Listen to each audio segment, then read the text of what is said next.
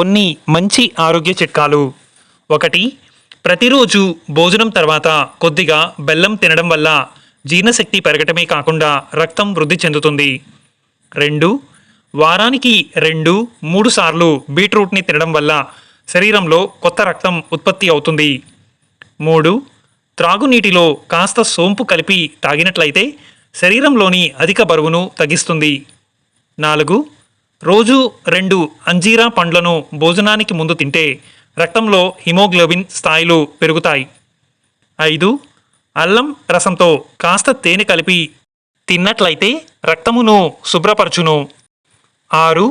తినే ఆహారంలో కాస్త ఎక్కువ ఉల్లిపాయలు, వెల్లుల్లి కలిపి తిన్నట్లయితే శరీరంలోని కొవ్వు కరుగుతుంది. 7. పల్లీలు, బెల్లం కలిపి తింటే రక్తం శుద్ధి అవుతుంది మరియు రక్తహీనత సమస్య కూడా తొలగిపోతుంది. 8. ఉప్పు ఎక్కువగా తీసుకోవడం వల్ల గుండె జబ్బులు, పక్షవాతం, కిడ్నీలో రాళ్ళు, ఎముకల పటత్వం కోల్పోవడం, ఉబకాయం వంటి సమస్యలు వేధిస్తాయి. 9.